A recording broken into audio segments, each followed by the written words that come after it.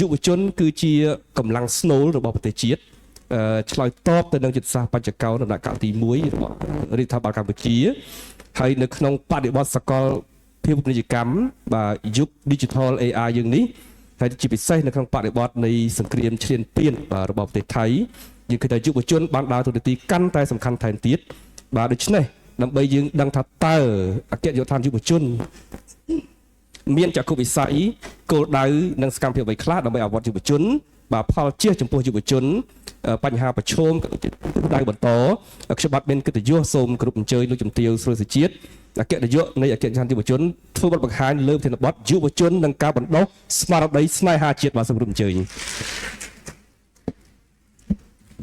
ចាជាបឋមនេះខ្ញុំសូមគោរពអាយដាមបណ្ឌិតសុភាចាហងជួននរ៉ុនឧបនាយករដ្ឋមន្ត្រីក្រសួងអប់រំយុវជននិងកីឡាលោកជំទាវរដ្ឋលេខាធិការប្រចាំការអាយដាមបណ្ឌិតសុភាចារដ្ឋលេខាធិការអាយដាមលោកជំទាវលោកស្រីលោកគ្រូអ្នកគ្រូចានិងអង្គសន្និបាតទាំងអស់ជាទីគោរពនិងជាទីមេត្រីថ្ងៃនេះជាថ្មីម្ដងទៀតនេះខ្ញុំបានឈរនៅលើវេទិកាដ៏អស្ចារ្យមួយនេះនៃក្រសួងអប់រំយុវជនកីឡានៅបង្ហាញជូននៅអ្វីដែលជាចំណែករបស់យុវជនចូលរួមនៅក្នុងការងារអភិវឌ្ឍប្រទេសជាតិប្រធានបទធំគឺយុវជនអភិវឌ្ឍយុវជនដើម្បីជាតិនិងប្រជាជនប៉ុន្តែសម្រាប់នាងខ្ញុំមិនមែនតែយុវជនទេដែលមានតួនាទីចូលរួមនៅក្នុងការពារចូលរួមនៅក្នុងការអភិវឌ្ឍប្រទេសជាតិប៉ុន្តែដោយសារម៉ោងនេះវេលានេះយើងនិយាយពីយុវជនយើងក៏នឹងនិយាយពីយុវជនប៉ុន្តែមុននឹងចាប់ផ្ដើមដោយសារខ្ញុំជឿថាអស់លោកស្រីបានអង្គុយយូរហើយអ្នកខ្លះក៏ពុតពេលហើយដែរអញ្ចឹងទេនេះខ្ញុំសូមសួរសំណួរមួយហើយអស់លោកស្រីអាចកម្រើកខ្លួនបានដោយស្របច្បាប់តែម្ដងគឺសំណួរនោះថាតើនៅក្នុងហលនេះតែម្ដងនៅក្នុងវេទិកានេះប្រហែលនេះដែលមានស្មារតីស្នេហាជាតិសូមលើកដៃចាជួយកាមេរ៉ាជួយចាប់ផងចាមានអ្នកណាមិនលើកដៃទេចាសូមអបអរសាទរឲ្យខ្លួនឯងចាពូកែណាម្នាក់សុទ្ធតែមានស្មារតីស្នេហាជាតិហើយខ្ញុំជឿថាអានេះគឺនិយាយពាក្យពិតតែម្ដងគឺបងប្អូនពិតជាអញ្ចឹងហើយមុននឹងដល់ពេលដែលវេទិកាជួបជាមួយនឹងសាកលវិទ្យាធិការអាដាមសានវឌ្ឍនាលោកមានប្រសាសន៍ថាប្រទេសជាតិមួយខ្លាំងយោងទៅនឹងសម្ដីអាដាមបញ្ញារដ្ឋមន្ត្រីប្រទេសជាតិមួយខ្លាំងត្រូវមើលទៅលើកម្លាំងនៃសាកលវិទ្យាល័យខ្ញុំសូមបញ្ជាក់ថាមិនត្រឹមតែមើលទៅលើសម្រស់សាកលវិទ្យាធិការអាដាមហៅពេងក៏ដោយអាដាមបកោពោកំធោក៏ដោយមិនមែនតែប៉ុណ្្នឹងទេប៉ុន្តែដែលមើលទៅលើសាកលវិទ្យាល័យនោះគឺមើលទៅលើកម្លាំងនៃយុវជនមើលទៅលើគុណភាពរបស់យុវជនមើលទៅលើអត្តសញ្ញាណរបស់យុវជនដូច្នេះនៅក្នុងពេលនេះខ្ញុំសូមជម្រាបជូនបន្ថែមថាយុវជនគឺសំខាន់ទំព័របន្ទាប់គឺខ្ញុំនិយាយអំពីនៅក្នុងមេតិការបស់នេះខ្ញុំនិយាយអំពី5ចំណុចសេចក្តីផ្ដើមនិយមន័យហើយចំណុចទី3គឺជាចំណុចដែលសំខាន់លក្ខណៈសម្បត្តិអ្វីខ្លះដែលយើងអាចបញ្ជាក់ថាយុវជនប្រកបដោយស្មារតីស្នេហាជាតិហើយនឹងអ្វីដែលជាចំណែករបស់អគ្គនាយកដ្ឋានយុវជនចូលរួមនៅក្នុងការងារនេះហើយចុងក្រោយគឺសេចក្តីសន្និដ្ឋានហើយដំលោកជំទាវលោកស្រីក្រោមការដឹកនាំដ៏ប៉ិនប្រសប់របស់សម្ដេចមហាបវរធិបតីហ៊ុនម៉ាណែតលោកដាក់នៅគោលដៅនៅក្នុងយុទ្ធសាស្ត្របញ្ចកោណដើម្បីកំណត់ប្រទេសជាតិឲ្យឈានទៅរកឆ្នាំ2030ឆ្នាំ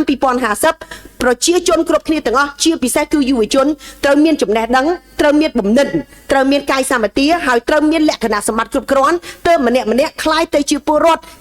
សកលជាពលរដ្ឋដែលទទួលខុសត្រូវនឹងជោគវាសនារបស់ខ្លួនឯងហើយជាពលរដ្ឋដែលអាចចូលរួមជាមួយនឹងប្រទេសកម្ពុជានៅក្នុងការជំរុញការអភិវឌ្ឍប្រទេសបាននៅក្នុងមាត្រា49របស់រដ្ឋធម្មនុញ្ញនៃប្រទេសកម្ពុជាបានលើកឡើងថាប្រជាពលរដ្ឋគ្រប់រូបមានកាតព្វកិច្ចចូលរួមចំណែកកសាងប្រទេសជាតិនិងមាតុភូមិចំណុចនេះហើយដែលនេះខ្ញុំចង់និយាយថាមិនមែនតែយុវជនទេឲ្យតែអ្នកណាក៏ដោយមានសញ្ជាតិជាខ្មែរសញ្ជាតិជាកម្ពុជាម្នាក់ត្រូវមានកាតព្វកិច្ចស្នេហាជាតិប៉ុន្តែដោយសារថ្ងៃនេះយើងនិយាយពីយុវជនដូច្នេះខ្ញុំបញ្ជាក់តែរឿងយុវជនដូចនេះប្រទេសជាតិមួយអាចរីកចម្រើនទៅបានអាស្រ័យទៅនឹងធនធានមនុស្សពលគឺយុវជននឹងតែម្ដងពាក់ព័ន្ធជាមួយនឹងការអប់រំពាក់ព័ន្ធជាមួយនឹងចំណេះដឹងពាក់ព័ន្ធជាមួយនឹងបំណិនពាក់ព័ន្ធជាមួយនឹងអត្តចរិតទាំងនេះគឺយើងដើម្បីបណ្ដុះស្មារតីឲ្យពួកគាត់តែងតែមានចំណែកចូលរួមនៅក្នុង ក្នុងការអភិវឌ្ឍប្រទេសជាតិដូចនេះនាងខ្ញុំសូមជម្រាបជូនថានាងខ្ញុំសូមបញ្ជាក់អំពីទូលដីរបស់យុវជននៅក្នុងជំរឿនដែលទូលេខនៅក្នុងក្រសួងផែនការដ៏គៀកបំផុតគឺនៅក្នុងឆ្នាំ2025ចំនួនយុវជនដែលក្នុងចន្លោះអាយុ15ដល់30ឆ្នាំយើងមានរហូតដល់27%ដែលស្មើជិតនឹង5លាននាក់នៅក្នុងចំណោម17លាននាក់ដូច្នេះកម្លាំងយុវជនគឺមានសម្លេងដ៏រឹងមាំមួយនៅក្នុងប្រទេសកម្ពុជាស្មារតីស្នេហាជាតិដែលយើងកំពុងតែនិយាយក្នុងពេលនេះគឺជាស្មារតីដែលនិយាយពីការស្រឡាញ់ចាគឺមោទនភាពចំពោះអ្វីដែលយើងមានការបដិញ្ញាចិត្តចំពោះជាតិគឺរួមមានការយល់ដឹងអំពីប្រវត្តិសាស្ត្រអាដាមបណ្ឌិតសុភាចារលោកតែងតែបញ្ជាក់អំពីការយល់ដឹងប្រវត្តិសាស្ត្រនេះគឺសំខាន់បកក្រោយវិញតិចអាដាមយល់ដឹងអំពីប្រវត្តិសាស្ត្រយល់ដឹងអំពីវប្បធម៌ប្រពៃណីដើម្បីម្នាក់មានតម្លៃហើយជាមួយនឹងមានមោទនភាពចំពោះអ្វីដែលយើងមានដូច្នេះអាដាមលោកជំទាវលោកស្រីអ្នកនាងកញ្ញានេះគឺជាអ្វីដែលយើងត្រូវបំពាក់ទៅនឹងយុវជនរបស់យើងដើម្បីឲ្យពួកគាត់អាចទទួលយល់ដឹងថាតើគាត់ជាអ្នកណាហើយនៅក្នុងសង្គមជាតិមួយនេះរាល់ដង្ហើមចេញចូលរបស់ពួកគាត់ថាតើពួកគាត់អាចធ្វើអ្វីបានសម្រាប់ប្រទេសជាតិកំណើតរបស់ខ្លួននាងខ្ញុំក៏ឆ្លៀតក្នុងឱកាសនេះដោយមានការណែនាំនាងខ្ញុំសូមបញ្ជាក់ឲ្យបានច្បាស់លាស់រវាងអ្វីទៅដែលជាស្មារតីស្នេហាជាតិអ្វីទៅដែលជាបញ្ហាជាតិនិយមហើយនឹងអ្វីទៅដែលជាបញ្ហាជាតិនិយមជ្រុលបងប្អូនកុំសូមយល់ច្រឡំស្នេហាជាតិគឺជាអ្វីដែលយើងមានមោទនៈចំពោះខ្លួនឯងយល់ដឹងពីវប្បធម៌របស់ខ្លួនឯងស្រឡាញ់នៅអ្វីដែលជាអត្តសញ្ញាណរបស់ខ្លួនឯងប៉ុន្តែជាតិនិយមក្រៅតែពីស្រឡាញ់អាខ្លួនឯងហើយហ្នឹងប៉ុន្តែមិនឲ្យតម្លៃនៅជាតិសាសន៍អ្នកដទៃឬក៏អាចពេលខ្លះនោះញុះញង់ឲ្យទៅជាអ្វីមួយដែលគេហៅថាការរើសអើងជាតិសាសន៍ពីមួយទៅមួយតែម្ដងនេះហើយគឺជាបញ្ហាជាតិនិយមហើយអ្វីដែលជាបញ្ហាគ្រោះថ្នាក់ជាងជាតិនិយមនេះទៅទៀតគឺយើងរុញមួយជំហានទៀតគឺជាតិនិយមជ្រុលដោយប្រទេសមួយចំនួនដែលគាត់ទទួលនៅការលៀងខ្ញុំនិយាយពាក្យ brain wash ណាបានន័យថាអ្វីដែលទទួលឥទ្ធិពលពីជាតិសាសន៍ដទៃច្រើនគាត់ស្អប់ជាតិសាសន៍របស់ខ្លួនឯងគាត់យល់ថាខ្លួនឯងមិនទាន់មានអ្វីដែលល្អប្រសើរប៉ុន្តែពួកគាត់មិនល្អប្រសើរនឹងមិនព្រមខិតខំខ្លួនឯងទេប៉ុន្តែហាក់ដូចជាជំរុញឲ្យកំសួលកម្ដៅនេះហាក់ទៅជាអ្វីមួយដែលជ្រុលតែម្ដងប្រទេសមួយចំនួនបានឈានដល់ចំណុចនេះរួចទៅហើយដូច្នេះនៅក្នុងពេលដែលយើងធ្វើការងារយុវជនតោងតែយើងអាចបង្ហាញអ្វីដែលជាភាពជាក់ច្បាស់និងគិតភាពខុសគ្នារវាងបញ្ហាទាំង3នេះឲ្យយុវជនកម្ពុជាឲ្យបានយល់ជ្រាបអ្វីទៅជាស្មារតីស្នេហាជាតិអ្វីទៅគឺជាជាតិនិយមហើយនឹងអ្វីទៅដែលជាជាតិនិយមជ្រុលដែលជាបញ្ហាគ្រោះថ្នាក់ដែលយើងគួរតែខៀងខាត់យុវជនរបស់យើងតែម្ដងអាដាមលោកជំទាវយោងតាមប្រសាសន៍របស់អាដាមបណ្ឌិតសុភាចារឧបនាយករដ្ឋមន្ត្រីលោកមានប្រសាសន៍ថាយុវជនកម្ពុជាចូលក្មួយខិតខំរៀនសូត្រឲ្យបានពូកែពង្រឹងសមត្ថភាពឲ្យបានខ្ពស់ត្រៀមចូលរួមជាមួយនឹងរាជរដ្ឋាភិបាលក្នុងការការពារនិងអភិវឌ្ឍប្រទេសជាតិអាដាមមានប្រសាសន៍បែបនេះដើម្បីឲ្យយុវជនកម្ពុជាក្រៅតែពីខឹងអ្នកដតីក្រៅតែពីមិនសប្បាយចិត្តនឹងការឈ្លានពានក្រៅតែពីមិនពេញចិត្តនឹងការមើលងាយរបស់អ្នកដតីប៉ុន្តែបំលែងអ្វីដែលជាការខឹងនេះបំលែងអ្វីដែលជាការតូចចិត្តនេះមកការខិតខំរៀនសូត្របំពេញតួនាទីរបស់ខ្លួនឯងឲ្យមានភាពមុតគត់នោះប្រទេសយើងនឹងរឹងមាំនោះប្រទេសយើងនឹងអាចជៀសផុតពីការមើលងាយរបស់អ្នកដតីហើយតើលក្ខណៈសម្បត្តិអ្វីខ្លះដែលយើងអាចមើលឃើញថាយុវជនជាយុវជនមួយដែលអាចមានភាពរឹងមាំដូចដែលខ្ញុំបានលើកនៅក្នុង slide តាំងពីឆ្នាំមុនម្ល៉េះយុវជនត្រូវមានសម្បទា4សំខាន់វិជាសម្បទាបំណិនសម្បទាចរិយាសម្បទានិងកាយសម្បទានេះខ្ញុំនឹងមិនបកស្រាយលម្អិតនៅក្នុងចំណុចយ៉ាងនេះទេប៉ុន្តែនេះខ្ញុំគ្រាន់តែលើកសារបានឡើងវិញបន្តិចគ្រប់យុវជនទាំងអស់ត្រូវមានចំណេះដឹងត្រូវមានបំណិនត្រូវមានចរិយាមាយាទល្អសិលធម៌គុណធម៌ល្អហើយក៏ដូចជាមានកាយសម្បទាល្អប៉ុន្តែវិជាសម្បទាទាំងនេះមិនទាន់គ្រប់គ្រាន់នៅឡើយទេដរាបណាយើងមិនទាន់បានបំពាក់នៅបំណិនសតវត្សទី21ជំនាញសតវត្សទី21ជូនដល់ពួកគាត់ហើយតើជំនាញសតវត្សទី21នេះជាអ្វីគឺចំណេះដឹងផ្នែកបច្ចេកវិទ្យាចំណេះដឹងផ្នែកសារព័ត៌មានចំណេះដឹងផ្សេងដែលយុវជនទាំងអស់ត្រូវផ្សារភ្ជាប់ជាមួយលើសតែពីអ្វីដែលគាត់រៀននៅក្នុងសាលារៀននេះហើយគឺជាអ្វីដែលជាការណែនាំក៏ដូចជាសមស្របជាមួយនឹងពាក្យពេចន៍ណែនាំរបស់លោកជំទាវស្ត្រីទី1របស់កម្ពុជាគឺលោកជំទាវបណ្ឌិតពេជ្រច័ន្ទមនីហ៊ុនម៉ាណែតលោកបានលើកឡើងថាសូមឲ្យកូនខ្មែរយុវជនទាំងអស់យកការឈឺចាប់លើកនេះប្រែក្លាយទៅជាការខិតខំប្រឹងប្រែងរៀនសូត្រពង្រឹងសមត្ថភាពរបស់យើងម្នាក់ឲ្យមានជំនាញរៀងៗខ្លួនពីព្រោះនៅពេលដែលធនធានមនុស្សយើងខ្លាំងប្រជាជនយើងទាំងអស់គ្នាសាមគ្គីគ្នាយើងនឹងកសាងប្រទេសយើងឲ្យលូតលាស់បានតទៅទៀត នេះគឺជាសម្ដីនឹងការណែនាំរបស់ស្ត្រីទី1របស់កម្ពុជាក្រោយពេលមានការឈ្លានពានពីសំណាក់អ្នកជិតខាងអាដាមលោកជំទាវទាំងនេះគឺជាអ្វីដែលខ្ញុំលើកជាសារបានហើយនេះខ្ញុំក៏នឹងបញ្ជាក់ជូនថាតើនៅក្នុងអគ្គនាយកដ្ឋានយុវជនតើបានធ្វើអ្វីខ្លះកន្លងមកដើម្បីបង្ហាញនិងជំរុញឃើញថាយុវជននឹងសំខាន់យុវជនគឺជាចំណែកមួយរបស់សង្គម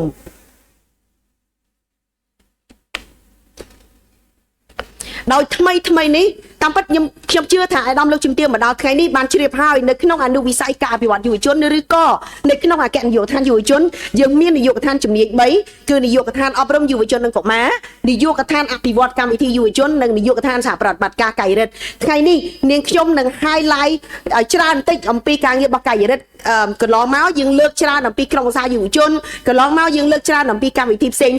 ប៉ុន្តែថ្ងៃនេះនាងខ្ញុំនឹង highlight ឲ្យបានច្រើនបន្តិចហើយវាគ្មិនទី4ដែលជានឹងឡើងមកទទួលសំណួរពីអាដាមលោកជំទាវផងដែរនោះក៏ជាមន្ត្រីនៅក្នុងនាយកដ្ឋានសហប្រតិបត្តិការកាយរិទ្ធផងដែរ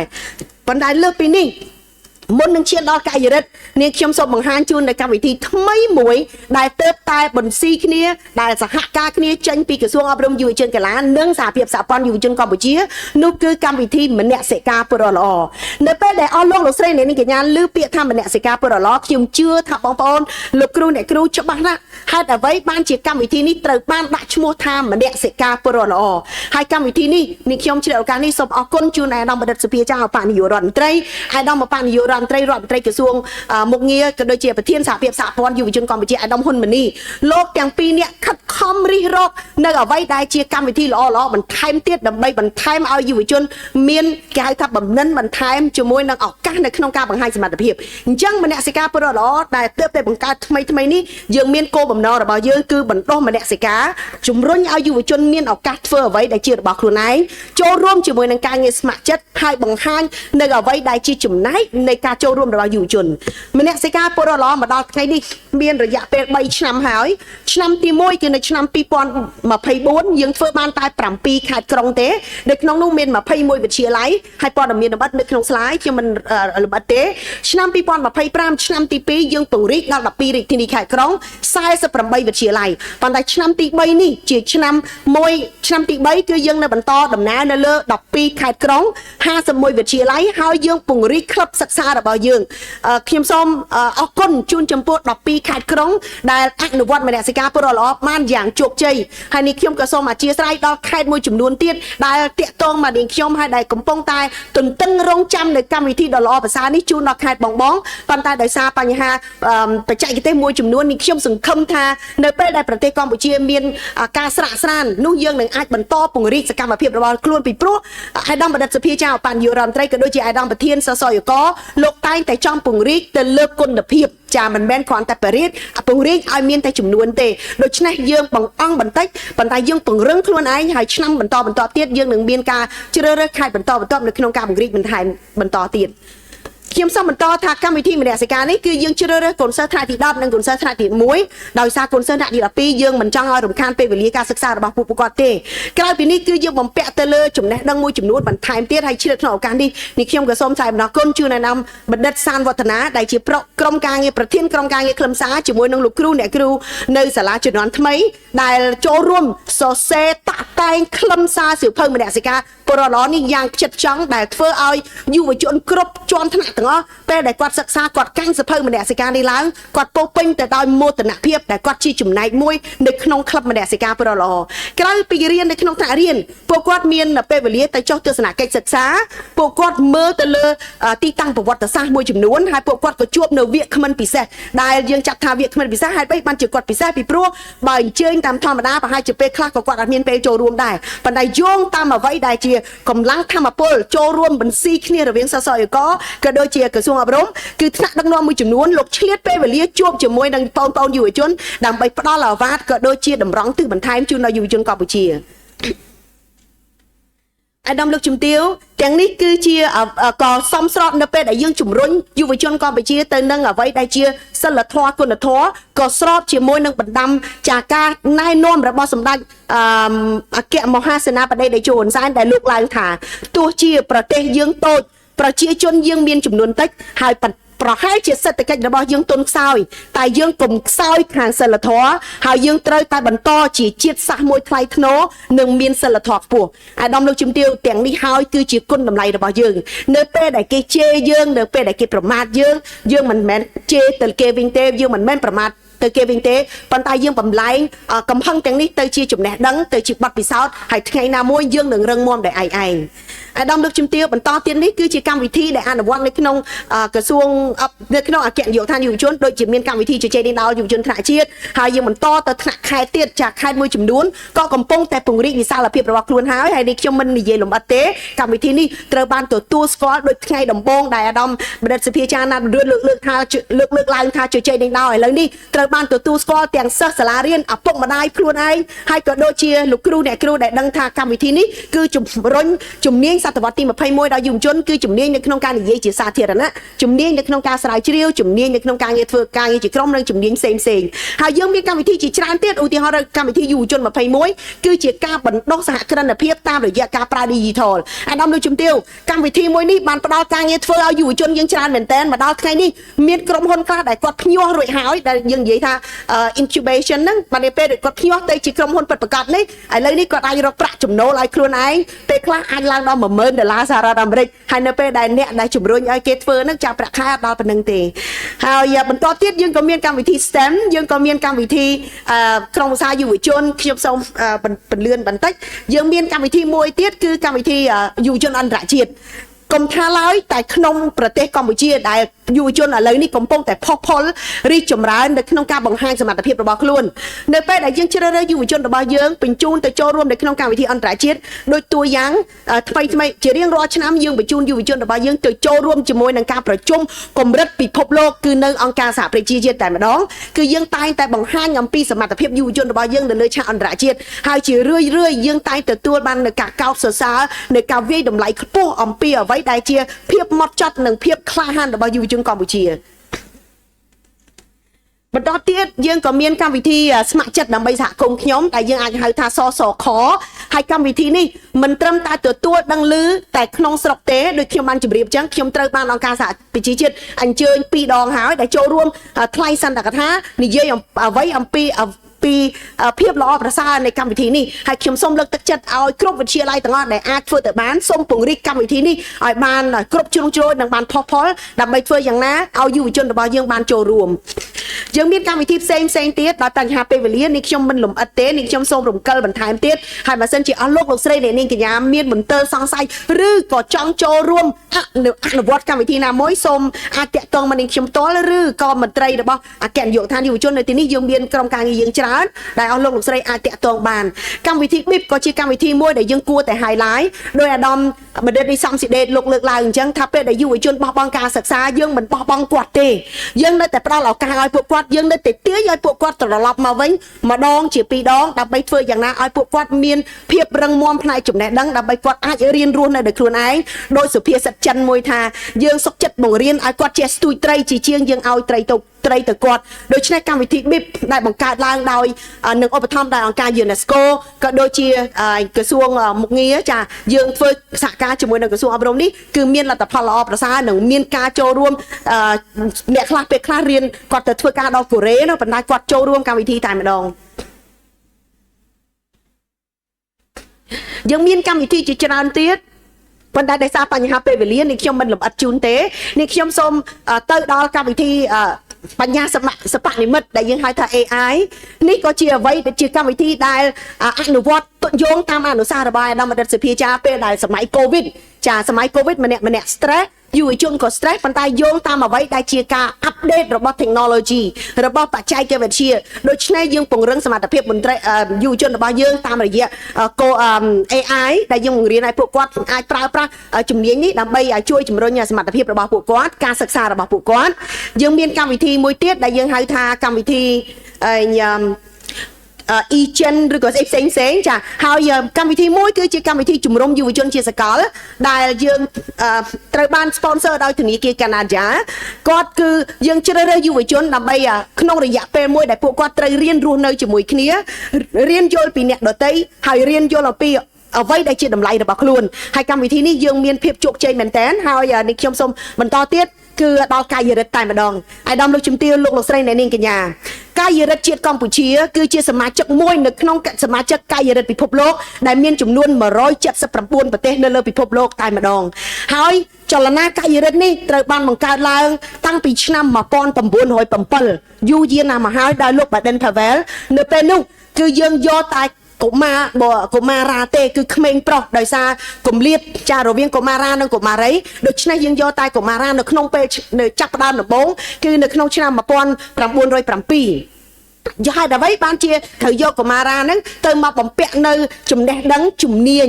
បើនិយាយពីកាយរិទ្ធគឺជាការបណ្ដុះបណ្ដាលជំនាញនៅតាមទីវាលជាពិសេសគឺនៅតាមជំរំនៅក្នុងព្រៃចានៅអ្វីដែលជាបំណិនដើម្បីឲ្យពួកគាត់មានភាពធន់និងរស់នៅដោយខ្លួនឯងប៉ុន្តែក្រោយមកមិនបានប្រហែលឆ្នាំចាមានកុមារីជាច្រើនគាត់ក៏តវ៉ាថាហេតុអីបានជាធ្វើការងារនេះតែសម្រាប់កុមារាអញ្ចឹងគឺនៅក្នុងឆ្នាំ1910ក្រោយមកតែ3ឆ្នាំទេលោក Baden Powell ភរិយាជាមួយនឹងប្អូនស្រីរបស់គាត់បានបង្កើតសមាគមចលនាកាយរិទ្ធនារីឡើងចាហើយនៅពេលនោះចាប់ផ្ដើមមានកាយរិទ្ធនារីដែលថ្ងៃនេះយើងក៏មានសមាគមកាយរិទ្ធនារីកម្ពុជាដែលមានអគ្គស្នងការគឺលោកជំទាវពេជ្រច័ន្ទមនីហ៊ុនម៉ាណែតដែលជាស្ត្រីទី1របស់យើងតែម្ដងហើយនៅក្នុងកម្មវិធីកាយរិទ្ធរបស់យើងមានសកម្មភាពជាច្រើនហើយសូមជម្រាបថាកាយរិទ្ធចានៅស្រុកណាមិនដឹងទេប៉ុន្តែបើនៅ UN ពេលដែលប្រជុំក្នុងមួយប្រទេសមានមួយកៅអីកាយរិទ្ធក៏មានមួយកៅអីនៅលើ UN អញ្ចឹងបានន័យថាយ៉ាងម៉េចបានន័យថាសម្លេងកាយរិទ្ធត្រូវបានទទួលស្គាល់ហើយនឹងបានចាត់យកជាចំណុចសំខាន់នៅក្នុងការវិភាគឬក៏ផ្ដល់ការអនុសាសន៍ឬក៏ដាក់នៅគោលការណ៍បទបញ្ញត្តិផ្សេងដើម្បីអនុវត្តទូទាំងពិភពលោកអញ្ចឹងកាយរិទ្ធគឺសំខាន់ហើយនៅពេលដែលយើងនិយាយពីកាយរិទ្ធយើងនិយាយពីវិន័យយើងនិយាយពីគុណធម៌យើងនិយាយពីសិលធម៌និងយើងនិយាយអំពីអ្វីដែលយើងជំរុញឲ្យយុវជនចេះជួយខ្លួនឯងជួយអ្នកដទៃនិងជួយប្រទេសជាតិអាដាមលោកជំទាវលោកតែងតែឃើញនៅការធ្វើដៃម្រាមដៃ3របស់កាយរិទ្ធនេះគឺជាពាក្យសច្ចាប្រណិធានរបស់កាយរិទ្ធហើយពាក្យសច្ចាប្រណិធាននេះតែងតែដកនៅក្នុងក្រអៅបេះដូងអ្នកណាក៏ដោយដែលជាសមាជិកកាយរិទ្ធនៅក្នុងពាក្យសច្ចាប្រណិធាននៅក្នុងការលើកម្រាមដៃ3នេះគឺយើងតែនិយាយគឺយើងមានអត្ថន័យថាយ៉ាងម៉េចគឺយើងត្រូវចេះជួយខ្លួនឯងយើងទៅចេះជួយប្រទេសជាតិរបស់ខ្លួននិងគោរពសាសនារបស់ខ្លួនទាំងនេះអ្វីដែលយើងតែងតែនិយាយប៉ុន្តែកាយរិទ្ធបងម្រាមដៃ2ទេអញ្ចឹងបើសិនជាអស់លោកស្រីណាឃើញបងតូចចាលើកដៃម្រាម2បានន័យថាកាតព្វកិច្ចរបស់ពួកគាត់នៅស្រាលជាងយើងម្រាម3ដោយសារយើងមានកាតព្វកិច្ចបន្ថែមមួយទៀតអញ្ចឹងកុំឲ្យទៅប្រាប់គាត់ថាអេអូនខុសហើយម្រាមដៃ3មិនមែនទេណាអញ្ចឹងកាយរិទ្ធបងម្រាម2និងកាយរិទ្ធបងម្រាម3ហើយមួយទៀតបាវចនារបស់កាយរិទ្ធគឺមានពាក្យមួយថាកាយរិទ្ធប្រុងជានិច្ចកាយរិទ្ធប្រុងជានិច្ចហើយតើពាក្យប្រុងជានិច្ចនេះបានន័យថាយ៉ាងម៉េចគឺកាយរិទ្ធគ្រប់រូបត្រូវមានស្មារតីត្រៀមខ្លួនជានិច្ចបរិសកម្មគ្រប់ពេលវេលាគ្រប់កលៈទេសៈដើម្បីចូលរួមបម្រើនិងសង្គ្រោះប្រទេសជាតិនេះហើយគឺជាបាវចនារបស់កាយរិទ្ធហើយពាក្យបន្ថែមទៀតគឺពាក្យសច្ចាប្រណិធានរបស់កាយរិទ្ធជាតិកម្ពុជាដែលពេលដែលអាយដាមលោកជំទាវមើលទៅលើកាយរិទ្ធគឺនៅពេលដែលយើងឈរត្រង់ខ្លួនម្រាមដៃ3ដាក់កែងជាមួយនឹងដងខ្លួនហើយយើងបន្លឺសំឡេងដោយភាពច្បាស់លាស់និងមើងម៉ាត់ថាដោយយកកិត្តិយសរបស់ខ្ញុំជាសាក្សីខ្ញុំសូមសច្ចាថានឹងគោរពបូជាឲ្យអស់ពីចិត្តពីថ្លើមរបស់ខ្ញុំចំពោះជាតិសាសនានិងព្រះមហាក្សត្រជួយសង្គ្រោះមនុស្សជាតិគ្រប់កលៈទេសៈគោរពច្បាប់កាយរិទ្ធនិងថែរក្សាខ្លួនប្រាណរបស់ខ្ញុំឲ្យមានកាយសម្បទាមាំមួនស្មារតីភ្ញាក់រលឹកនិងមានសិលធម៌ខ្ពស់ដោយបានជម្រាបពាក្យសច្ចាប្រណិធាននេះតែងតែដកជាប់នៅក្នុងក្រអៅបេះដូងនៃសមាជិកកាយរិទ្ធគ្រប់រូបទាំងអស់ហើយដែលតែងតែរំលឹកឲ្យពួកគាត់ធ្វើអំពើល្អយ៉ាងតិចឲ្យបានម្ដងក្នុងមួយថ្ងៃអាដាមលោកជំទាវលោកស្រីអ្នកនាងកញ្ញាទាំងអស់ជាទីគោរពនិងជាទីមេត្រីដើម្បីឲ្យកាន់តែជ្រាបច្បាស់អំពីការងារកាយរិទ្ធនេះនាងខ្ញុំសូមគោរពអញ្ជើញលោកហ៊ុយរ៉ាវីស្នងការរងកាយរិទ្ធជាតិកម្ពុជានិងជាគ្រូបណ្ដុះបណ្ដាលកាយរិទ្ធកម្រិតកំណាត់ឈើពីកំណាត់ដើម្បីបង្ហាញជូននៅពាក្យសច្ចាប្រណិធានសូមគោរពអញ្ជើញ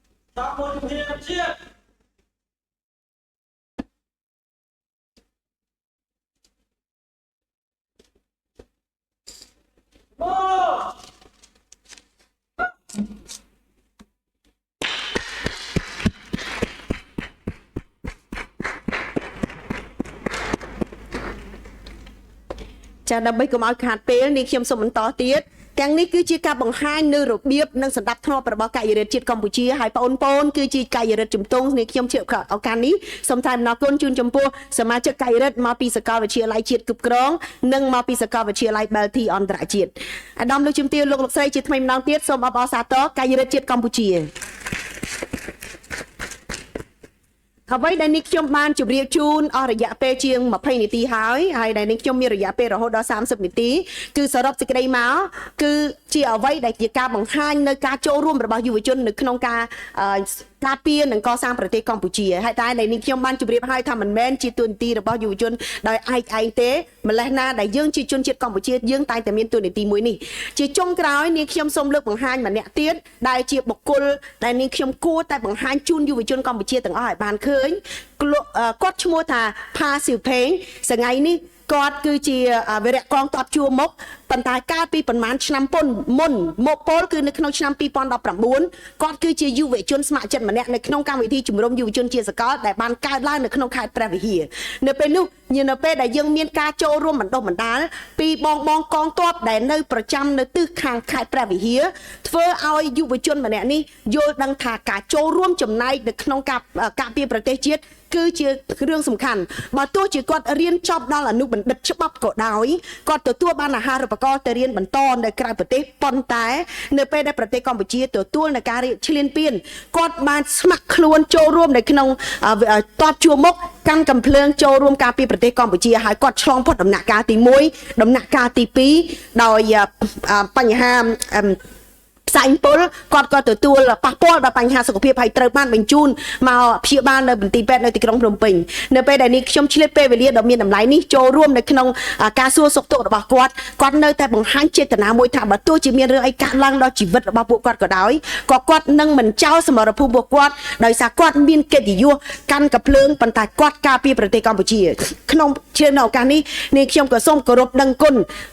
ដល់អស់លោកស្រីជាពិសេសដល់បងវីរៈកងទ័ពនិងក្រុមគ្រួសារកងទ័ពដែលគាត់ពិតជាមានស្មារតីហើយលះបង់សាច់ស្រស់ឈាមស្រស់ការពារប្រទេសកម្ពុជាដែលយើងទាំងអស់គ្នាអាចអង្គុយនៅក្នុងបរិវេណមួយដ៏ស្រស់ស្អាតនិងពិសាអាហារដ៏ឆ្ងាញ់ប៉ុន្តែក្នុងពេលដែលពួកគាត់ក៏កំពុងតែប្រឈមជាមួយនឹងការឈ្លានពានសម្រាប់ពេលនេះជាថ្មីម្ដងទៀតនេះខ្ញុំសូម